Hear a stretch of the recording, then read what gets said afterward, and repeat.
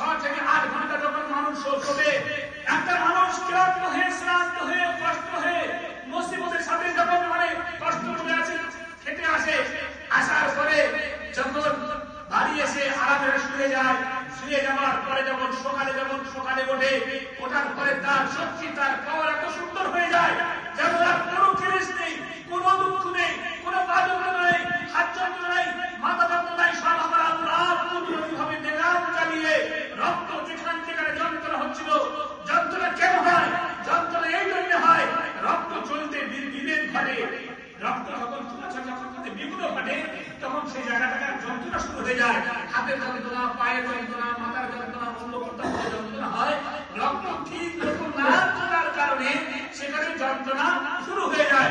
তখন ঔষধের দ্বারায় বা কোনো জ্ঞানের দ্বারায় অর্জিসের দ্বারায় যখন রক্তটা বেরভাবে ঠিকভাবে চলতে থাকে, সে জায়গায় যন্ত্রণা বন্ধ হয়ে যায়, নিরাপদ হয়ে যায়। ওই যেটা দোস্ত বুজুর্গ, আল্লাহ পাক রব্বুল আলামিন আরামের জন্য কি দিয়েছে? রাত দিয়েছে। কাজের জন্য কি দিয়েছে? দিন দিয়েছে। ওইদিকে মানুষ, তুর্কি থেকে একটা মানুষ এসছে, ওরা রাতে এবং দিনে একবার শোয়। আমরা কি করি? যখন সময় শুয়ে বসে। ভারতবর্ষের মানুষের অভ্যাস হলো যদি 5 মিনিট করে বসে আগে হেরাইতে ঘুরে পড়ে। কিন্তু ওরা, আমি দেখলাম আমাদের এখানে এসে কুরবানি করার মতো এসছে, তা উনি আমি তুলে দিয়েছি, বলছে না না না না, no no no sleeping, no no no no sleeping. বলছে আমার সময় নেই।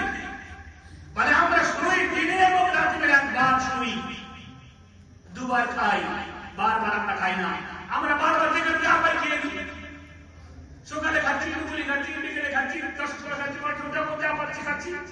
খাবার মধ্যে নিবি, সবার মধ্যে নিবি, টাকার মধ্যে নিবি, দস্তাবেজের মধ্যে রবে আপের মধ্যে রাত মানে তাদের শরীর দেখতে সুন্দর চেহারা। ওই যে দস্তাবেজের লোক আল্লাহ তাআলা বড় নিয়ামত ঈমান দিয়েছে। আর ঈমানের সাথে সাথে আল্লাহ পাক রব্বুল আলামিন মুহাম্মদুর রাসূলুল্লাহ নামে, নবী নামে, রাসূল নামে একটা নিয়ামত আমাদের আপনাকে দিয়েছে। যে নবী যেদিন মায়ের পেটে এসেছেন সেদিন থেকে মা আমিনার গায়ে থেকে সুগন্ধি শুরু হয়ে গিয়েছে। এমন সুগন্ধি যেখানে যায়, যখন আরবেদের প্রচলন ছিল, নিয়ম ছিল, কোন বেওয়া মানুষ বাইরে দাঁড়াতে পারবে না, বেওয়া মানুষ কোন বারবার সিঙ্গার করতে পারবে না, সাজতে পারবে না, চুরি পাখি করতে পারবে না, বাইরে যেতে পারবে না। ও জামানার 1400 বছর, 1500 বছর, 2000 বছর থেকে একটা নিয়ম ধারাবাহিক চলে আসছে। যারা বেওয়া হয় তাদের স্বামী নেই, তারা কোনো মানুষের সামনে নাকসারি করতে পারবে না, চুরি করতে পারবে না, ভালো কাপড় করতে পারবে না, সুগন্ধি ব্যবহার করতে পারবে না। আমাদের জামানা আজও প্রচলন আছে, সেই জামানারও প্রচলন ছিল।